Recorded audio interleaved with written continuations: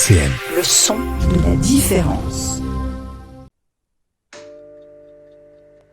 Il n'y a pas d'innocents. Les hommes sont coupables. Ils viennent au monde innocents, mais ça ne dure pas.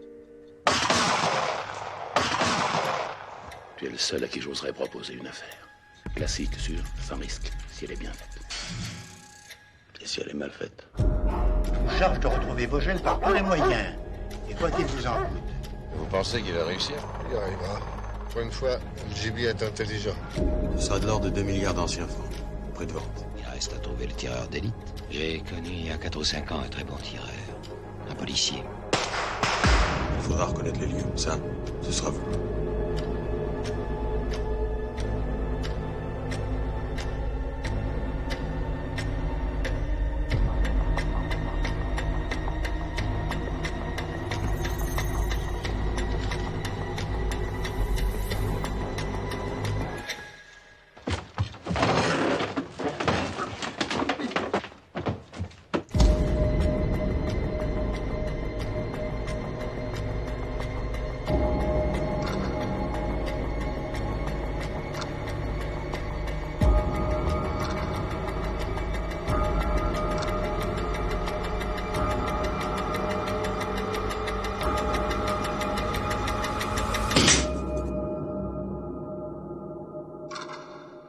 Bonsoir et bienvenue sur RCN 90.7 et vous écoutez l'émission Grand Écran, l'émission cinéma. Et comme vous l'imaginez peut-être avec certaines voix que vous avez reconnues dans cette introduction, c'était la bande-annonce version restaurée du Cercle Rouge, car on va parler d'un grand cinéaste aujourd'hui, Jean-Pierre Melville. Et pas n'importe lequel quand même. N'est-ce pas Jérôme? Comment tu vas? Oui, ça va très bien. Comme quelqu'un qui est ravi de parler d'un des plus grands cinéastes français qui ait jamais existé, quoi. Donc, oui, ça c'est clair que on va essayer quand même de cacher un peu notre fanboyisme absolu de Melville. Je ne compte rien cacher du tout. Mais c'est sûr qu'on va parler donc pour être honnête, en fait, moi je trouve que c'est de toute façon l'un des plus grands cinéastes français, pas seulement de sa génération, mais de l'histoire du cinéma. Et donc pour commencer tout de suite, on va donc parler un petit peu plus de la carrière de Melville et non notamment son côté, comme il aimait dire de lui-même, que c'était un peu un outsider.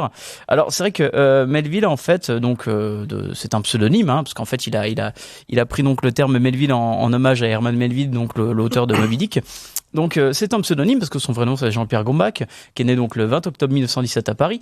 Et c'est vrai que notamment originaire à la base de la région de Belfort, et c'est vrai qu'en fait depuis tout petit il a adoré le cinéma. Il allait tout le temps au cinéma et en fait son père possédait déjà une caméra, ce qui était très très rare à l'époque, au début des années 20, et donc dès ses 6 ans il s'amusait à tourner déjà des plans avec sa famille et un peu tout en fait avec. Et c'est forcément en fait une influence qui va garder toute sa vie, et forcément sa jeunesse, son début d'adulte aussi va être forcément marqué par un événement majeur que l'on connaît très très bien, c'est la Seconde Guerre mondiale. Surtout l'entrée, la résistance, quoi. Oui, en exactement. particulier la résistance, qui est un événement qui l'a pas juste marqué, mais qui à la fin de sa vie, sur certains films, c'est carrément le cœur même de ses préoccupations et de son intérêt. Oui, parce que c'est aussi un événement qui l'a marqué sur le plan personnel, comme je l'ai dit. Il faut pas l'oublier, c'est qu'en fait Jean-Pierre Melville a également suivi donc son frère en fait, Jacques Gombach, qui était notamment un ancien politicien, qui a été donc membre du gouvernement proche de Léon Blum, et donc il va rejoindre la résistance. Donc en plus c'était à la base plutôt du parti de gauche à la base, et le parti socialiste. Et c'est vrai que d'ailleurs Gombach à la base avait plus des penchants communistes. Bon, voilà, avec le temps ça va changer.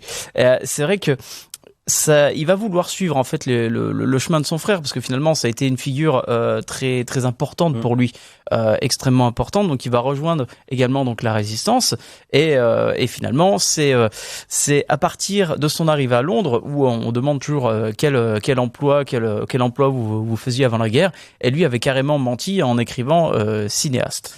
Ouais. Mais en fait c'était finalement son métier en devenir, comme il expliquait, et ça tout ce qu'il va vivre en fait durant l'époque de la résistance, durant l'époque de la libération, en fait ça va le pousser aussi à à vouloir devenir cinéaste, notamment cette fameuse histoire, parce que c'est vrai que la mythologie Melville est quand même assez immense, parce que c'était quelqu'un aussi de très caché d'une certaine manière, et notamment l'histoire comme quoi durant la bataille du Monte Cassino, en fait, voyant la mort devant lui, avec cette guerre assez immense, notamment là-bas en Italie, c'est à ce moment-là où il s'est dit il faut que je construise également mon studio pour devenir totalement indépendant, et c'est ce qu'il va également faire avec la création du studio Jenner.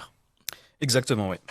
Donc, oui, pour revenir juste rapidement, c'est pendant la Résistance, donc pendant la période de la Seconde Guerre mondiale, qu'il a pris le pseudo déjà de Melville. Il me semble qu'il était déjà un petit peu voilà, il trafiquait un peu, enfin il faisait passer certains documents. Je crois qu'il aidait à faire passer le roman de Vercors, justement, notamment de Vercors, Le Silence de la mer, qui va être sa première adaptation au cinéma. Donc ça va être important par rapport à la transition qu'il y a entre l'histoire du monde et le début de sa carrière cinématographique. Donc justement à travers les studios Jenner, mais ça on y reviendra plus tard parce que le premier film a pas été tourné justement dans les studios Jenner. Ouais, paradoxalement en fait, donc son premier, donc Le Silence de la mer, il va le faire en autoproduction, c'est-à-dire avec un budget complètement dérisoire. Il va notamment essayer de choper quelques pellicules par-ci par-là pour continuer son tournage. Et d'ailleurs, il va déjà se prendre déjà d'une certaine manière il va se prendre à être pris à partie par une partie du cinéma français, parce que il va pas se confondre il va pas se morfondre au désir du syndicalisme du cinéma français, c'est-à-dire qu'il faut un minimum d'équipe technique derrière, ce qu'il ne va pas faire, et en fait il va totalement travailler en autoproduction, faire son film tout seul, et finalement film entièrement tourné en décor du coup naturel, sans éclairage. Finalement en fait il fait partie des bases de ce qu'on appelle après la nouvelle vague. La nouvelle vague, ouais. Donc c'est bien connu, enfin c'est assez connu, l'histoire est assez connue comme quoi ce serait le père de la nouvelle vague. Parce que Le Silence de la mer est sorti en 47. Ouais, en 47. Donc du coup, effectivement, comme tu viens d'en parler, décor naturel, budget dérisoire, etc. Moi, je pense que justement la nouvelle vague, c'est quelque chose qui devrait concerner les premiers films. Parce que du coup, Melville le disait, un premier film, c'est un film qu'on signe avec son sang. Donc on met tout en œuvre, et justement on n'a pas forcément tout de suite toute la latitude pour faire des grands films. Donc voilà. Après, pour Le Silence de la mer, il y a encore une autre particularité, c'est que Melville avait pas obtenu l'accord de Vercors pour faire le film. Donc il a quand même réussi à maroufler. Il a dit que il allait le faire pour lui en guise de passe-temps, qu'il allait le faire pour son plaisir personnel, et qu'il le soumettrait à Vercors à la fin de la production, qu'il le soumettrait à la fois à Vercors et à la fois à un panel d'anciens résistants, et que si le film était validé par tous, il pourrait le sortir. Et que s'il y avait des réticences, il brûlerait devant lui le négatif. Donc voilà, il y a aussi tout cet aspect-là. Il a un peu mis toute son âme dans ce film. Ça reste pour moi un film quand même super intéressant par rapport à l'éclairage, par rapport aux conditions de tournage qui vont être ensuite théorisé par la nouvelle vague, voilà, les différents prises de vue, les différentes prises de son très directes, etc. Voilà. Surtout que c'est son premier, en fait, tout premier film en plus, donc ça montre aussi cette volonté assez forte qu'a voulu faire Melville à travers ce film. Alors c'est vrai qu'après il va enchaîner quand même. 3 ans plus tard, il va donc faire Les Enfants Terribles, donc notamment grâce à Cocteau en fait, qui va le pousser derrière ce projet. Qui fait la voix off du film, il me semble. Exactement. Donc il va continuer à travailler on va dire se faire les dents, tout simplement, notamment avec Quand tu liras cette lettre en 53, et là donc Bob le Flambeur en 55, et surtout son premier film en dehors de la France, 2 hommes à Manhattan en 59, où il joue également dedans, et c'est compliqué, hein. C'est pas un très bon comédien. Par contre, ce qui est plus fréquent, c'est que tous ces films, la plupart, je crois, sont des adaptations d'œuvres littéraires. Oui. Donc voilà, il y a tout ça doit être pris en compte dans la façon d'écrire, de scripter ces films. Voilà, c'est des films qui sont aussi d'une certaine manière assez théâtraux, et c'est des films qui marchent majoritairement aussi par leur éclairage, quoi. Donc il y a toujours un éclairage intéressant dans les premiers films de Melville. Moi, j'ai souvenir surtout d'une scène où dans le Silence de la mer, donc dans son premier film, où l'officier allemand qui doit être logé chez les jeunes paysans, enfin chez la famille. La première fois qu'il entre, il y a un éclairage qui est proche de l'expressionnisme allemand. En fait, il est éclairé d'une manière très très particulière, et c'est super intéressant déjà dans la manière de travailler de travailler les formes, les comment dire, les corps et tout ça, les silhouettes. Alors ça, c'est vrai qu'on en reviendra un petit peu plus tard sur le style de Melville à travers l'image, mais c'est vrai qu'en fait donc passer ces années de galère à faire des premiers petits films, il va quand même conserver une bonne partie de cet argent, donc pour créer ses studios génères, comme j'en parlais un petit peu plus tôt.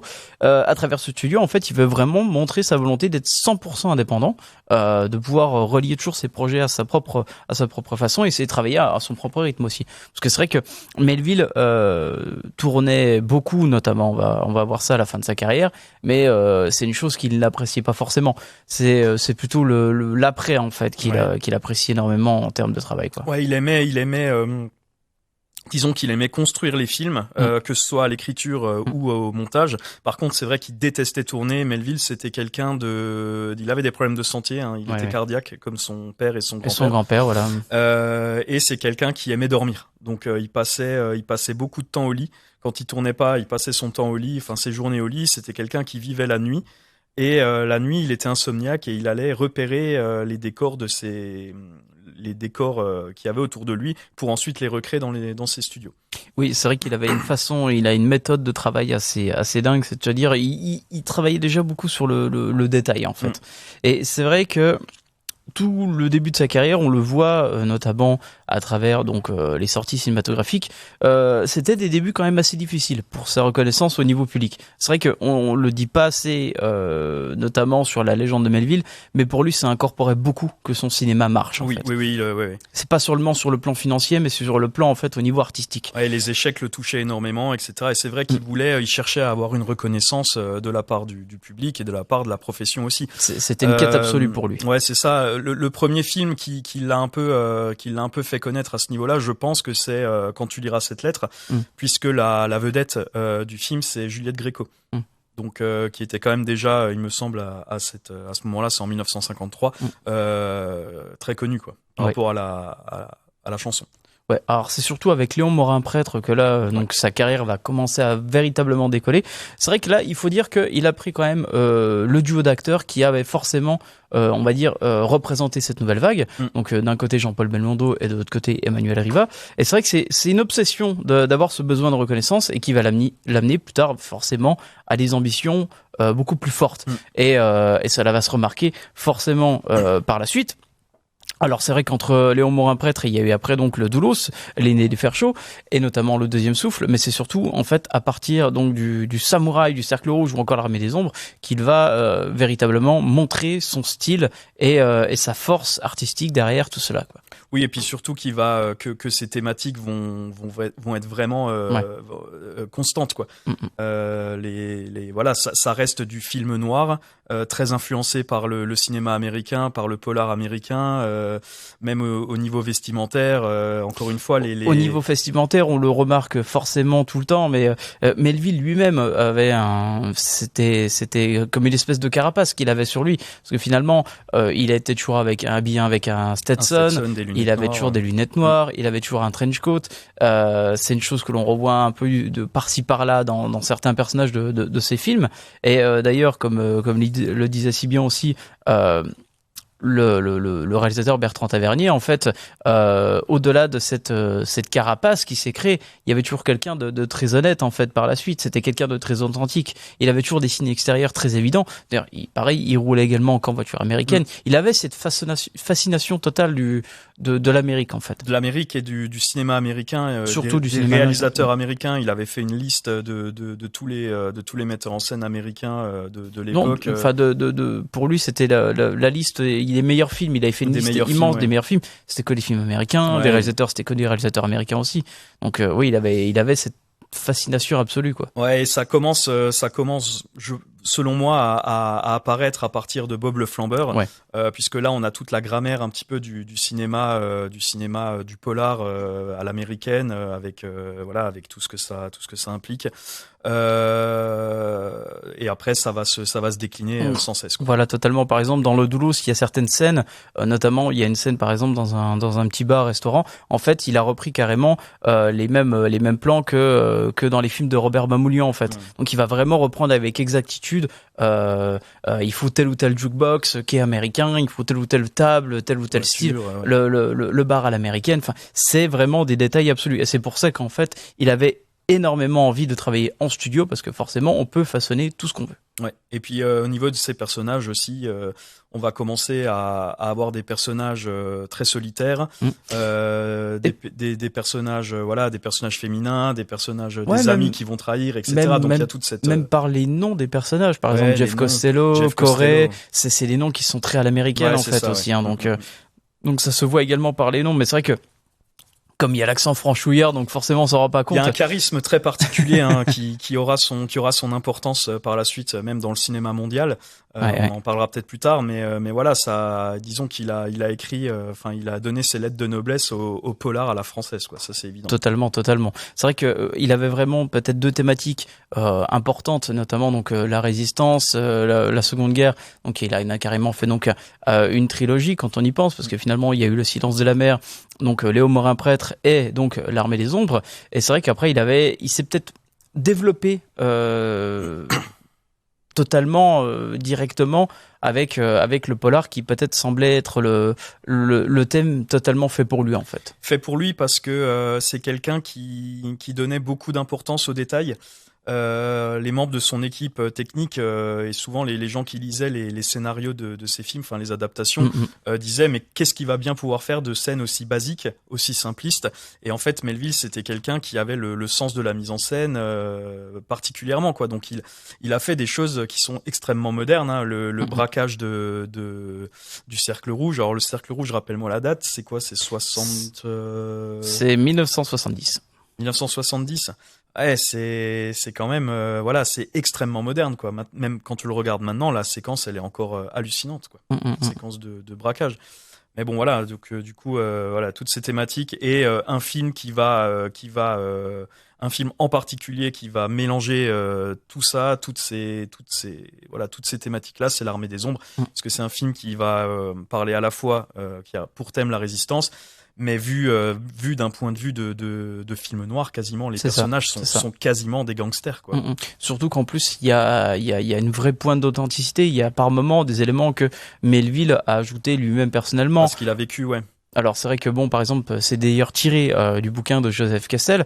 D'ailleurs, il n'y a pas cette scène avec De Gaulle, hein. Il y a une scène avec De Gaulle dans ce film. Ça montre aussi cette volonté aussi peut-être de représenter aussi cette je dirais pas cet amour de la résistance, mais cette façon, comment cette période lui a marqué, alors que c'est une période assez sombre, parce que finalement il a perdu son frère, Jacques Goumba, qui finalement a été retrouvé quelques années plus tard, son corps a été retrouvé quelques années plus tard dans les Pyrénées. Donc c'est quelque chose aussi de très fort, de très personnel. Et finalement, le destin, par exemple, d'un personnage comme Mathilde ou autre, pouvait forcément faire penser à ce qu'il a vécu en tant que frère, quoi. Et puis dans L'Armée des Ombres, il y a, moi je pense que chaque personnage fait écho à quelque chose qu'il a vu, qu'il a vécu. Par exemple, Félix pourrait penser forcément à Jean Moulin ou ouais, d'autres. C'est ça. Et puis même il y a dans le film lui-même, il y a une très grande, il y a deux personnages qui sont frères et qui sont c'est le centre du film quasiment, quoi. Donc voilà, c'est des choses qu'il a vues et qu'il va retraduire dans son film. Exactement. Pour le coup, on va faire une petite pause BO, donc un morceau issu du film Le Samouraï, le thème de François de Roubaix, et on reviendra après juste pour parler du style melvillien.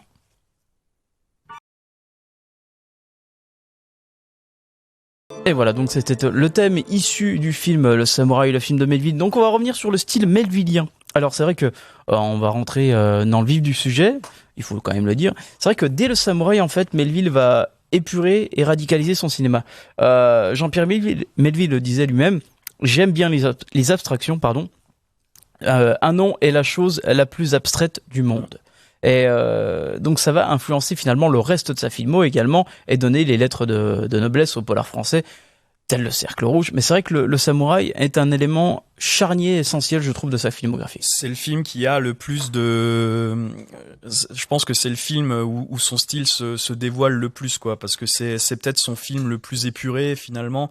Il y a très peu de dialogue. D'ailleurs, il y a une anecdote assez marrante sur le samouraï, c'est quand Melville a lu pour la première fois le scénario à Alain Delon.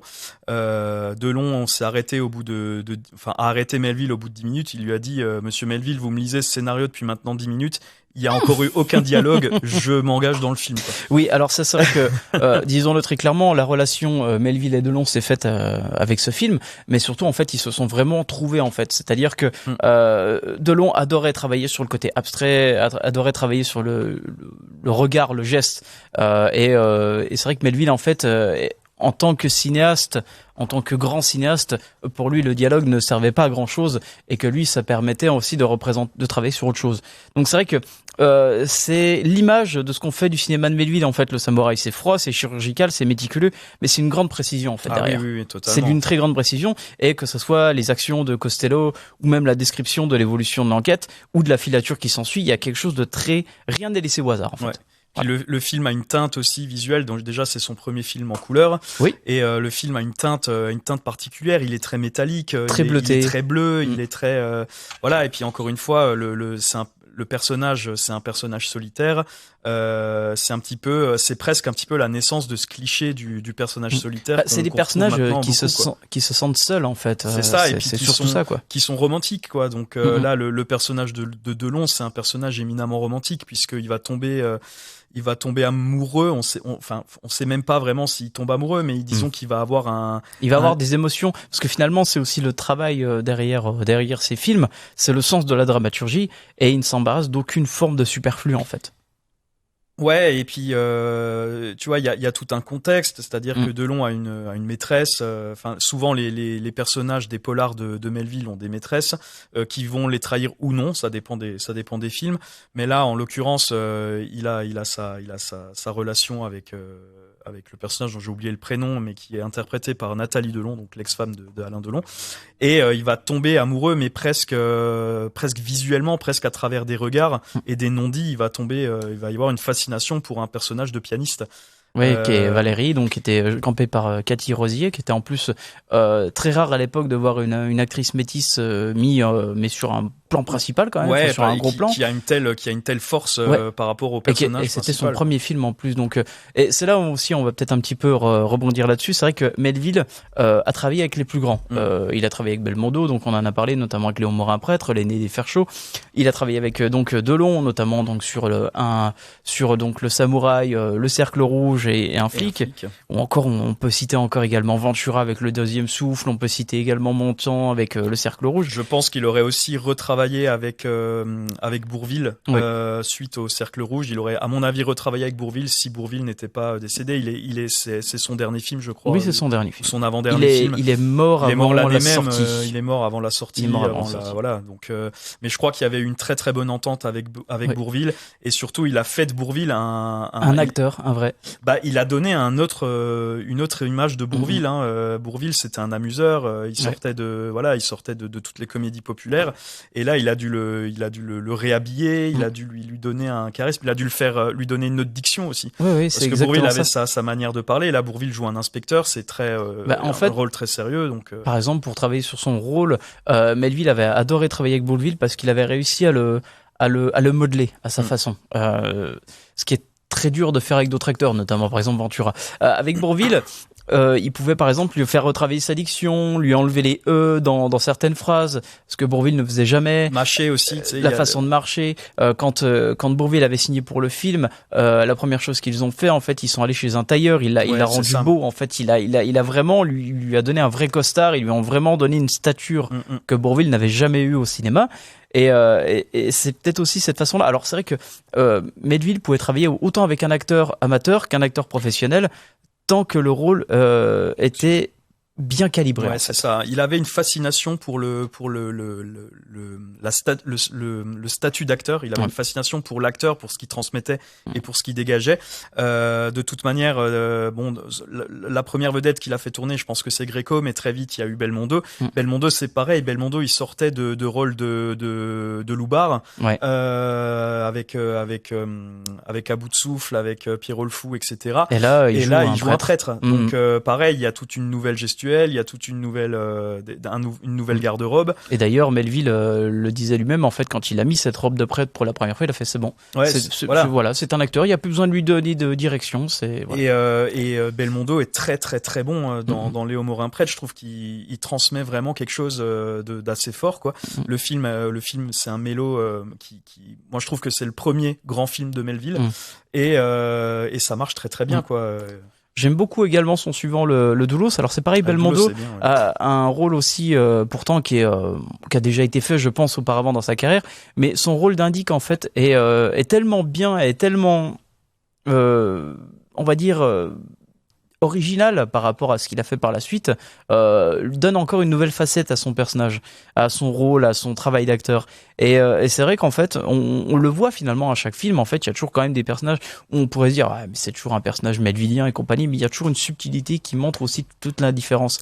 Par exemple, même le personnage de Bourvil qui joue un flic, les seules scènes où on le voit au-delà du travail, c'est quand il rentre chez lui, il donne à manger à ses chats. Oui, oui. Bon, c'est vrai que Melville était un amoureux des chats. Il en avait plusieurs. Il avait notamment son chat Amok, qui l'a sauvé notamment durant l'incendie du studio Jenner. Ouais, c'était un amoureux des animaux. Ouais. Et c'est vrai que il y a toujours une subtilité en fait qui est très pointilleuse sur chaque personnage. Tu le dis toi-même. Alors j'ouvre un peu le truc, mais tu le dis toi-même. En fait, t'emploies l'adjectif melvillien. À partir du moment où on emploie un adjectif pour parler du style d'un réalisateur, c'est que vraiment les codes ont été très forts, quoi. Pour Belmondo, j'avais autre chose à dire sur Belmondo. Je me souviens plus maintenant. Oui, le Doulos a été un peu moins apprécié par la critique parce que justement Belmondo avait été dans un rôle qui lui allait mieux. Et du coup, vu qu'il était moins à contre-emploi, le film a un tout petit peu été moins bien vu que Léon Morin et du coup Melville a mal. Surtout qu'on pourrait plus penser que Belmondo aurait eu le personnage incampé par Serge Reggiani plutôt que le rôle de l'indique qu'il a eu.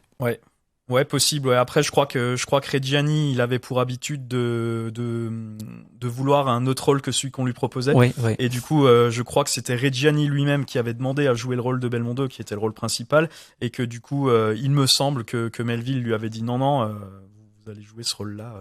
Surtout que Melville, c'était quelque chose. C'était vraiment quelque chose en fait. C'était quelqu'un de très caractériel et donc il a eu pas mal d'embrouilles avec ses acteurs, notamment dans Belmondo. Ils sont carrément, Belmondo a carrément mis au tapis. Alors il y a plusieurs versions. C'est sur L'aîné des Fers chauds. Oui, c'est sur L'aîné des Fers chauds. En fait, c'est Charles Vanel, donc qui joue justement l'aîné des Fers chauds, qui a besoin d'un garde du corps pour fuir la France suite à des affaires de justice. Et du coup, Melville ne pouvait pas saquer Vanel. Et du coup, il arrêtait pas de le torturer psychologiquement et de l'humilier sur le plateau.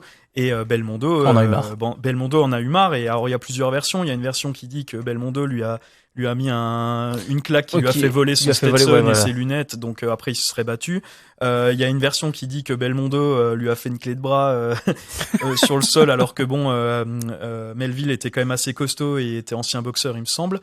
Et il y a une version qui parle d'une cascade assez compliquée sur le film et que Belmondo ne voulait pas faire. Et Melville lui a dit oui mais attendez, depuis le début vous me dites que vous êtes un casse-cou et que vous faites vous-même vos cascades, dans plein d'autres films, faites-moi cette cascade. Et Melville l'a fait devant lui pour lui montrer qu'elle était pas si dangereuse. Il s'est fait mal. Belmondo par fierté l'a fait derrière pour montrer que c'est un bonhomme quand même. Il s'est fait encore plus mal et du coup fâché il aurait mis un coup de pied dans le décor. Et il aurait fait tomber tout le décor et il serait plus jamais revenu sur le tournage. Alors je sais pas maintenant si c'est à cause de cette cascade ou à cause du comportement qu'a eu Melville avec Charles Vanel. Quoi qu'il en soit, Melville a dû finir le film en post-synchro. Enfin, C'était une très très grosse galère Parce de post-synchro. Il restait une semaine de tournage et Belmondo n'est plus revenu après. Belmondo n'est pas revenu, ouais. D'ailleurs, pour les petites histoires, en fait, Belmondo a été quelqu'un de très rancunier. Il n'a jamais retravaillé avec Melville depuis. Et c'est vrai que il y a d'autres histoires comme ça. Alors c'est vrai que le coup, pareil avec Ventura, il y a tellement d'histoires. C'est devenu une légende en fait. Pareil sur leurs embrouilles, que ce serait dû à cause du tournage du Deuxième Souffle, que ce serait pareil, dû également cascade, à d'autres histoires. Apparemment, il y aura à nouveau une histoire de cascade où dans le Deuxième Souffle, ils doivent courir. Enfin, Lino Ventura doit courir après derrière un train, ouais. Et Melville lui aurait montré que la cascade était faisable. Donc du coup, il a demandé au conducteur de rouler à 10 km/h. Melville a pu le faire. Et en fait, voilà, je te laisse finir. Une fois que, ouais, vas-y, finis. Et en fait, donc quand Melville est remonté dans le train, donc quand ils ont refait la scène, donc avec Ventura, il allait voir le chauffeur, il a dit plein gaz. Et du coup, il était à 25 km/h au lieu des 10. Donc forcément, Ventura l'a un peu mal pris parce qu'il a failli se casser la gueule, il a failli rouler sous le. Je crois qu'il a failli, ça a failli mal mourir. Ouais. Ça a failli mal finir. Du coup, oui, forcément, il a un peu mal pris. Mais c'est vrai que c'est quelqu'un qui a toujours été. Pour lui, en fait, l'objet primordial, c'est l'œuvre. C'est pas l'acteur, final, ouais. c'est pas la chose. D'ailleurs, Delon l'a très bien compris. C'est pour ça qu'il avait toujours une très bonne entente avec Delon. Dans Le Cercle Rouge, donc c'est une coprode franco-italienne. Jacques Dorfman est quand même le producteur français prioritaire, mais il avait quand même aussi des hérons qui venaient d'Italie. Donc ils ont pris également donc un acteur italien qui était Gian Maria Volonté. Ouais. Et Gian Maria Volonté, c'est vrai que il est, je dirais presque aux antipodes politiques de Melville. Il pouvait pas se saquer, non plus, communiste convaincu, donc ça parlait politique. Alors Montand, ça a toujours été très cordial en fait entre les deux. Mais c'est vrai que Gian Maria Volonté, par moment, en avait un peu marre du comportement de Melville par moment durant le tournage et voulait se casser. Et Delon l'avait carrément pris par les bras et lui a dit non, écoute, reste pour ce tournage parce que sinon ta carrière va en pâtir. C'est pas seulement tu vas détruire un film tout court, tu vas détruire un film de Melville et ça va mal se passer. Pareil avec Signoret, je crois que l'entente était assez tendue. Désastreuse. Parce que Signoret, c'est quand même un personnage fort, oui, ouais. Quelqu'un qui a une tête de mule, force de caractère. Il faut le dire quand même. Et voilà, après ce qui est connu, c'est le fait que sur le plateau, l'ambiance était très froide, voire austère, voire tendue. En dehors des plateaux, Melville, si on se fie au témoignage qu'on a, c'était une crème, c'était quelqu'un d'adorable, c'était quelqu'un Vous pouvez avoir des images, vous pouvez trouver sur le net des images de making of, de tournage et compagnie, notamment par exemple pour Le Cercle Rouge, où il y a une scène quand même qui est très compliquée pour Montand, où c'est un personnage en fait, un ancien flic tireur d'élite qui a un alcoolisme assez prononcé, et il a une scène de delirium tremens où il voit donc notamment des rats, des araignées, des lézards sur son lit, et on voit cette scène qui a été donc tournée à côté. Il y a Melville donc durant une des deux prises, et Melville il est accroupi à côté de Montand qui est en sueur absolue parce que cette scène il devait faire super chaud dans le studio. Il a dû rester des longueurs sur le lit à se faire écraser par différentes bestioles et compagnie, et les voir et jouer la peur. Donc jouer la peur pendant des heures, ça doit être très compliqué. Et en plus, il y a Melville donc qui est accroupi à côté de lui, qui fait les rats, les araignées c'est fait, maintenant les iguanes. Et voilà, c'est juste quelque chose qui finalement représentatif du personnage en même temps, mais qui est à fond sur son tournage et qui est à fond sur son projet, sur son idée, sur son film. Il ne lâche rien en fait dans ses films. Il ne lâche absolument rien. Et d'ailleurs, ça se voit également à la technique, parce qu'on parlait des décors, mais on peut parler également du travail de la photographie, parce qu'il est quand même passé du Deuxième Souffle en noir et blanc au Samouraï en couleur, et pourtant la couleur du Samouraï, enfin vous renvoyez la version restaurée, c'est absolument incroyable. C'est sublime, le Samouraï est sublime et l'Armée des Ombres est sublime, mais après il y avait un très gros rapport. Melville entretient un très gros rapport avec son chef-op, plus qu'avec n'importe qui de son équipe. Les autres membres de son équipe, c'est plus sa script, il lui demandait de mettre une perruque parce qu'il aimait pas le blond, quoi. Donc c'est plus des choses comme ça. Par contre, le rapport avec son chef-op va être beaucoup plus terre à terre et beaucoup plus cinématographique, on va dire. Voilà. Après, il tournait majoritairement en studio, donc il avait beaucoup de latitude. Il travaillait également beaucoup aussi. Tout le son, c'était toujours de la post-prod. Ouais, c'est ça. Oui, il travaillait énormément aussi la post-prod. Il adorait être minutieux. Enfin, il avait une grande minutie sur la post-production, sur la post-synchro, etc. Mais voilà, avec son chef-op, ils expérimentaient des choses et voilà quoi. Donc, il tournait beaucoup en studio, mais il avait presque une espèce de panique par rapport au décor en extérieur, et ça se sentait sur le tournage notamment de l'Armée des Ombres, où il y a quelques scènes en extérieur, où Melville a demandé à reproduire. Enfin, il devait tourner une scène dans une rue à Marseille. À Marseille, ouais. Donc il tourne une scène dans un bar juste avant. Ils font la préinstalle, le pré-light sur la scène suivante dans la rue. Melville disparaît pendant 1 heure, il revient et il annonce à son chef-op qu'il a trouvé une meilleure rue, enfin une rue plus belle. Le chef-op lui dit que c'est pas possible parce que le temps de désinstaller tout le matos et de se déplacer, il fera jour.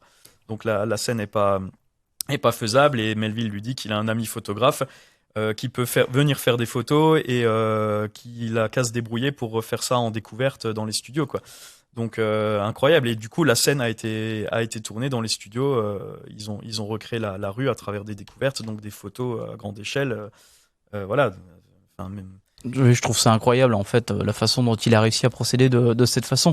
Mais c'est un réalisateur en fait qui finalement a marqué à travers le temps. Alors déjà par ses thématiques, on peut le dire. C'est vrai qu'il y a toujours une vision assez pessimiste et taciturne du monde qui entoure les personnages.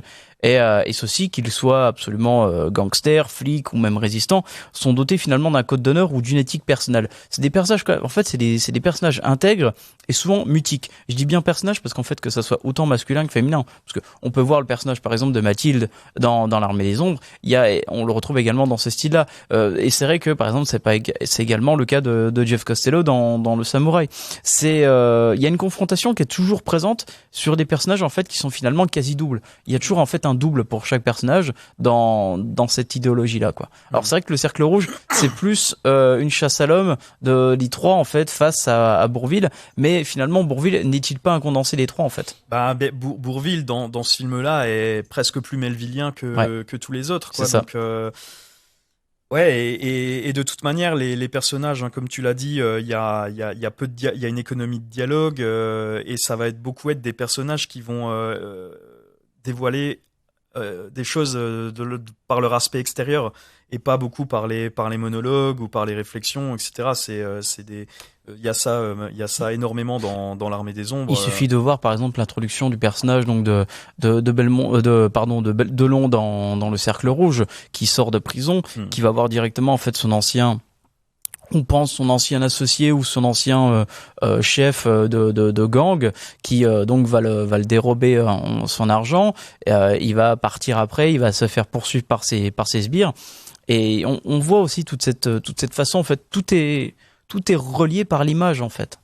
Tout est toujours relié par l'image. Et c'est pour ça aussi que Melville a su rester à travers le temps un cinéaste reconnu à travers des grands cinéastes, parce que finalement, c'est un réalisateur en fait qui a certes eu une inspiration très américaine, mais qui finalement a aussi également donné bon nombre d'inspirations, que ce soit au cinéma américain, que ce soit chez Jim Jarmusch, que ce soit chez Tarantino, mais également dans le cinéma asiatique. Ouais, bien sûr.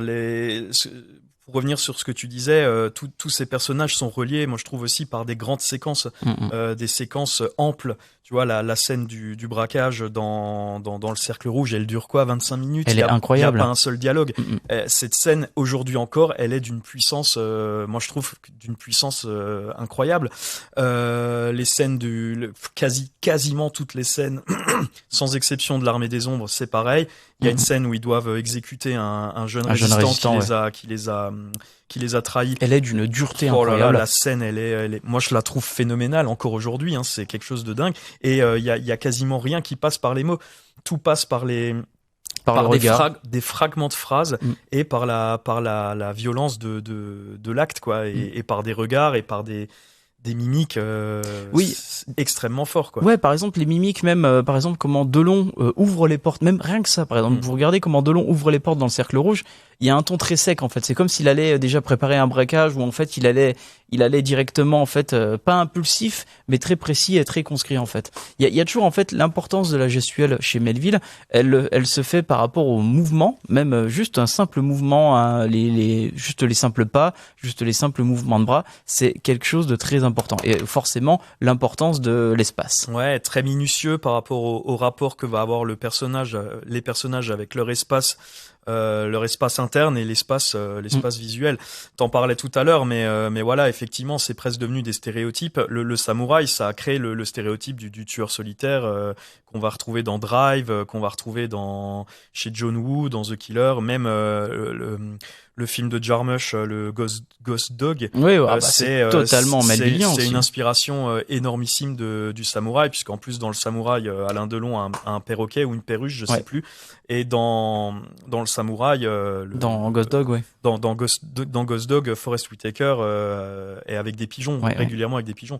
Donc voilà, c'est des films qui vont marquer, qui vont laisser une grande empreinte chez certains cinéastes même actuels et qui va être récité. Après, Melville a été un petit peu oublié dans les années 80-90 et c'est justement cette nouvelle vague de réalisateurs qui va le remettre un petit peu sur le devant de la scène parce qu'il va être cité régulièrement par Tarantino, par Jarmusch, par les frères Cohen et par John Woo, par Tsui Hark. Mais principalement hors de France. Principalement hors de France. Exactement. Personne n'a réussi à faire du polar comme Melville en France. Exactement, c'est totalement ça. Pour le coup, on va faire une petite pause BO donc avec un morceau issu du Cercle Rouge, le morceau d'Éric de Marsan, et on revient après pour un petit tour de table sur quel film de Melville on préfère.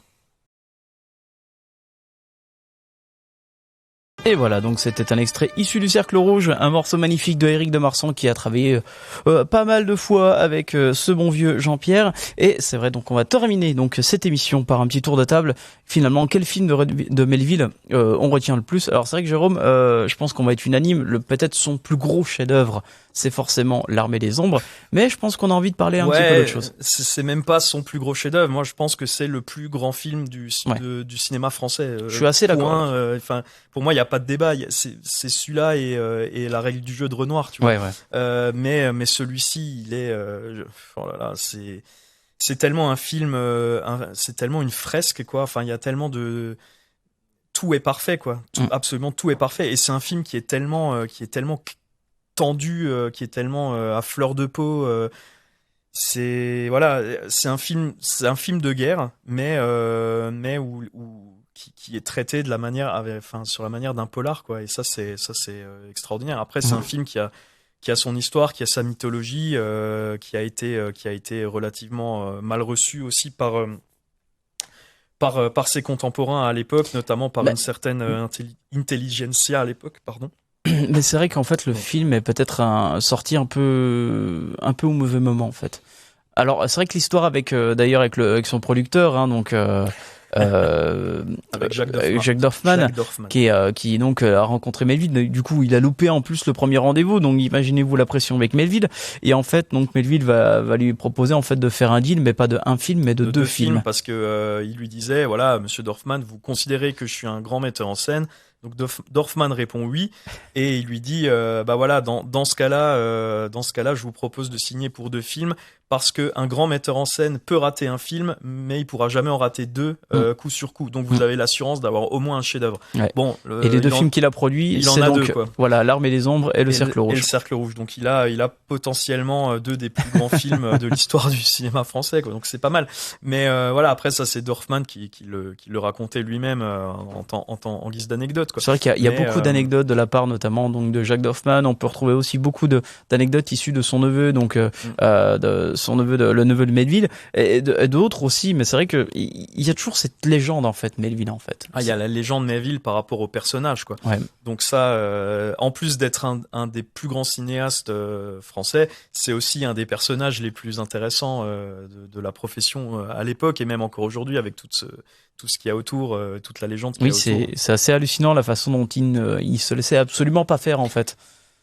Donc il allait droit dans ses bottes, on va dire ça comme ça. Ouais, c'est ça. Et puis il y a on en a déjà parlé, mais le fait qu'il détestait tourner il y a une légende qui dit que, je pense pas que ce soit une légende, beaucoup de gens en parlent, mais qui restait invisible pendant des longs moments de la préparation des plans, et une fois que le plan était vraiment prêt, vérifié et qu'on était prêt à tourner, ils allaient chercher Melville qui descendait alors qu'il était au lit pendant tout le moment. Il adorait dormir forcément dans son studio, il avait son petit bureau, il avait et son ses lit, appartements voilà. juste au-dessus. Ouais. Oui, exactement. Et du coup, il se levait la nuit pour se balader et pour travailler, pour aller repérer quoi. Ça lui arrivait aussi, par exemple, en termes d'anecdotes, ça lui arrivait aussi de préparer pour le Cercle Rouge, de se dire mince, comment on fait une scène de casse et compagnie.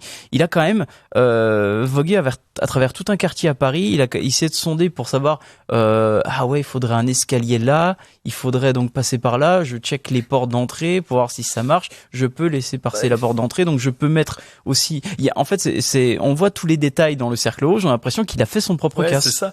Les repérages, c'était presque le repérage de gangsters qui font le casse. Il est monté sur les toits. Enfin, il a demandé à ce qu'on descende une échelle. Enfin bref. Voilà, c'est à un moment donné, il n'y a pas de secret. C'était un bourreau de travail aussi, donc. Ouais. La façon déjà pour travailler les adaptations, c'est un travail de réécriture. Ouais, c'est un énorme c'est démentiel. Ouais. Et puis il avait une aisance aussi dans la manière de découper ses films, sa manière de réécrire les scripts, de les mener tambour battant. Et puis c'est quelqu'un, encore une fois, qui a l'art de la séquence forte quoi. Dans Un flic, on n'en a pas beaucoup parlé, mais Un flic, c'est pareil. Il y a une séquence d'attaque de train où en fait il y a une passe d'une grosse quantité de drogue qui se fait par un train de nuit et voilà les gangsters qui font le casse viennent en hélico. Enfin, il y a tout un truc autour de cette scène qui est incroyable aussi, qui est très longue, qui est quasiment muette. Il aime beaucoup travailler à la longueur pour donner vraiment. Alors, il y avait déjà Hitchcock qui travaillait beaucoup sur le côté du suspense par rapport à l'effet de montage, de surprise. Mais c'est vrai qu'en fait, Melville travaille également sur la longueur, travaille sur le rythmique. Par exemple, on peut retrouver ça dans L'Armée des Ombres aussi, quand Gerbier donc est enfermé et comprend qu'en fait il va être fusillé pour plus tard. Donc on va l'amener par ce long couloir et donc va découvrir cette attirail cette artillerie en fait allemande face à lui, et en fait on lui demande de se retourner, de courir tout droit et en fait lui tirer dans le dos quoi. C'est une scène qui est extrêmement forte et c'est une scène qui pour le coup je crois qu'elle n'a pas ça vient pas du livre, c'est vraiment une écriture originale pour le coup. C'est une scène qui est extrêmement forte parce qu'il y a toute la corrélation entre les rapports entre personnages qui va se faire à ce moment-là, parce que du coup il va être sauvé par Mathilde. Voilà, après c'est quelqu'un qui visiblement dans ses adaptations était très très très fidèle à l'œuvre, mais quand il se permettait une petite entorse, c'était quelque chose de vraiment écrit, de vraiment réfléchi et de vraiment. Oui, c'était une écriture cinématographique. C'est ce qu'on appelle de la vraie adaptation cinématographique. C'était une vraie adaptation. Voilà. Alors c'est vrai que du coup tu restes sur l'Armée des Ombres. Je reste sur l'Armée des Ombres. Pour moi c'est rien à dire, mais j'aime énormément Léo Morin Prêtre. C'est vrai que c'est un film qui est moins de nos jours moins connu que les autres. Surtout que c'est un mélo en fait. C'est un mélo. Moi j'aime beaucoup les mélos. Je trouve qu'Emmanuel Riva est magnifique dans le film.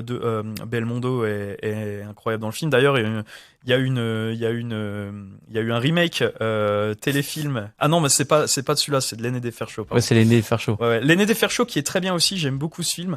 J'aime beaucoup ce film parce qu'il a quelque chose de, tu sais, c'est un peu un road movie et tout ça. Donc il y a un personnage bourru et un personnage beaucoup plus posé et tout ça.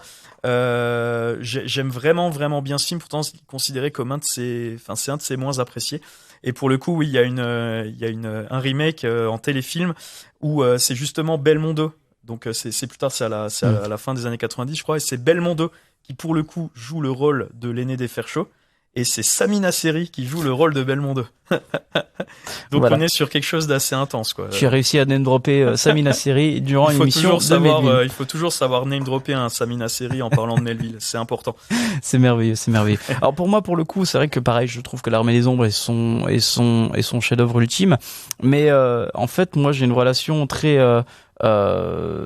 fanboy avec Melville, comme on en parlait au tout début de l'émission, mais en fait j'ai vraiment découvert son cinéma en fait avec le samouraï en fait. Bah oui, moi c'est un de mes préférés aussi. Hein, donc, et finalement le samouraï c'est pourquoi aussi je le retiens le plus, c'est pas seulement par on va dire le putain de charisme d'Alain Delon, c'est incroyable, mais c'est parce que c'est aussi finalement, le samouraï représente aussi l'image de ce qu'on fait du cinéma de Melville. Comme j'ai dit plus tôt, c'est froid, c'est chirurgical, c'est méticuleux, mais c'est principalement dans cette mise en scène et le montage que le samouraï montre vraiment les grandes qualités aussi qu'a Melville dans son film. C'est-à-dire que forcément, peut-être que certains aspects de son cinéma peut-être vieilli à travers le temps, mais je ne trouve pas encore, parce que finalement, il arrive à travailler en fait sa rythmique par rapport à développer la dramaturgie entre tous les personnages. Le samouraï, moi c'est un de mes préférés aussi, avec le cercle rouge, un flic et voilà, et tous les autres quoi. Mais je veux dire le samouraï, il y a vraiment le charisme de Delon, il est intemporel. Dans le cercle rouge aussi, avec sa moustache, il est phénoménal. Mais je veux dire là, le charisme de Delon, c'est quelque chose de. Tu regardes le film maintenant, t'es encore soufflé par le charisme de Delon. Et moi, le cinéma de Melville, c'est un cinéma qui, quand je revois ses films, je suis un peu mélancolique du fait que c'est un cinéma qui n'existera plus en France. On fera plus des films comme ça. Il y a eu une interview de lui, il y a donc dans le tout début des années 70, je pense après le tournage du Cercle Rouge, où il expliquait quand même que selon lui, le cinéma n'existerait plus en 2020. En 2020. Ouais, bon, alors ça c'est mieux vaut pas trop réfléchir là-dessus parce que c'est carrément anxiogène quoi. Et mais, il a dit ça il y a 50 ans. Ouais, c'est dingo, hein, franchement. Mais voilà. Ce que je voulais dire, c'est que j'avais une mélancolie surtout par rapport à l'Armée des Ombres, du fait de savoir que plus personne, je pense, n'arrivera à faire des chefs-d'œuvre aussi un chef-d'œuvre aussi total. Ventura, Signoret et tout ça, c'est des gens, on les reverra plus, quoi. On reverra plus des gens aussi forts, quoi. Et c'est pour ça aussi que je rebondis sur le samouraï, parce que je l'aime beaucoup ce film, parce qu'il montre aussi, en fait, comment un personnage, en fait, peut faire preuve d'une telle neutralité à chaque petite variation, chaque petit geste qui provoque une sorte de petit, finalement, bouleversement, qui nous fait, en fait, prendre conscience que quelque chose de particulier est en train d'arriver à chaque moment. Alors, comme tu le disais au tout début, c'est vrai que quand Melville a expliqué le scénario de Delon, il y a rien qui se passe, il y a pas de dialogue, c'est génial.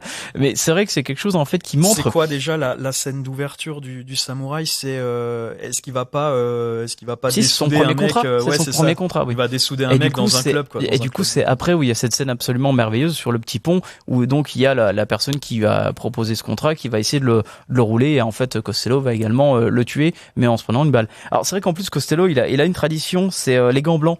Pourquoi? Tout simplement parce qu'en fait c'est les relations par rapport à ce qu'il a avec les monteurs et les monteuses, parce que finalement c'est les mêmes gants blancs qu'on utilise par exemple pour le montage photographique ou le cinématographique. Et c'est vrai qu'en fait il a fait donc je vais un peu spoiler, désolé, mais la mort de Geoff Costello, en fait je trouve que c'est un des plus beaux ce qu'on appelle harakiri finalement dans cette histoire, parce que d'ailleurs c'est un poème qui est dédié au pays de Mizoguchi, et c'est vrai que Jeff il s'écroule sans un sourire.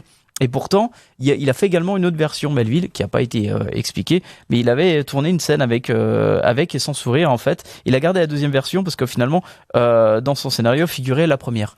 Donc il a toujours quand même ce petit détail pour donner l'impression que tout n'est pas calibré à chaque fois. Il y a toujours peut-être que par émotion, par dramaturgie, il y a toujours quelque chose de plus intéressant. Et c'est vrai que je trouve que le personnage de Geoff Costello a tellement provoqué d'ersatz par la suite, alors que pourtant ce personnage-là aurait pu sortir dans un film de Raoul Walsh par exemple, il aurait pu sortir dans un film des animaux des fantastiques années 20 de Raoul Walsh quoi. Donc ça montre aussi à quel point Melville a eu de l'inspiration, mais en plus ça a pu en donner par la suite. C'est un personnage qui est éminemment poétique, romantique et poétique, parce que sa manière de mourir. Les personnages principaux de Melville sont souvent destinés au tragique de la mort. Toujours. Que ce soit seul ou en groupe. C'est-à-dire que dans le Cercle Rouge, c'est pas uniquement, on sait même pas qui est le personnage principal dans le Cercle Rouge, tellement c'est un noyau. Il y a un mix de quatre. Mais je crois qu'ils meurent tous, quoi. Sauf Bourvil. Mais Bourvil c'est l'antagoniste. Et au final, Melville était fasciné par le rapport qu'il y avait entre les truands et les flics, un peu comme dans Hit. Ouais. Toujours. Que en fait, les uns existent en fonction des autres. Michael Mann, forcément, pourrait partir dans ce constat également de personnages en fait très melvilliens dans ces films. Un flic et le Cercle Rouge, c'est les prémices de Hit, quoi, tu vois. Totalement. Et du coup, voilà, encore une fois, les personnages sont romantiques. La manière de Delon de mourir dans le Samouraï, c'est presque on sait pas si c'est un suicide ou non, parce que son dernier contrat, c'est d'abattre justement la pianiste dont il est tombé symboliquement amoureux ou pas, ou réellement amoureux. Et en fait, il arrive et il dit c'est mon dernier contrat. il se fait abattre avant, mais on se rend compte dans le dernier plan qu'il y avait pas de balle dans le barillet de son revolver. Donc voilà, c'est il y a toute cette voilà, il y a tout ce champ lexical du film tragique, poétique, etc. Dans le Doulos, c'est pareil. Belmondo meurt en voulant sauver son ami, etc. quoi. Ouais. Alors c'est vrai que on va terminer donc là-dessus. C'est vrai que Melville en fait ça a été un grand cinéaste, mais c'est surtout en fait un grand fan de cinéma et il a pu le projeter à travers sa carrière. Et c'est vrai que je vais terminer finalement là-dessus parce que finalement il avait une grande question à travers tous ses amis cinéastes et même journalistes. Finalement, connaissez-vous quelque chose de plus exaltant que le cinéma? Il a jamais eu donné de réponse par la suite. Alors c'est que il a eu une fin assez tragique. Il est mort à 58 ans, comme son père, comme son grand-père, d'un accident cardiovasculaire. Donc c'est quand même assez fou. Pour le coup, on se termine là-dessus. Moi, je vous conseille, si vous retrouvez Un seul film numéro 42, il y a un excellent documentaire sur Melville dedans. Le cinéma selon Jean-Pierre Melville aux éditions Capricci, qui est absolument la bible de Jean-Pierre Melville. Et bien évidemment, vous pouvez retrouver tous ces films quasiment chez Studio Canal. Chez Studio Canal, qui ont fait un superbe, enfin, je trouve un très beau travail enfin voilà. Voilà, exactement. Avec l'image de restauration. De restauration, voilà. Pour le coup, on se termine là-dessus avec un morceau issu du film L'Armée des Ombres de Éric de Marsan. Merci Jérôme pour cette émission. Merci Pierre à la régie. À la prochaine. RCN, www.rcn-radio.org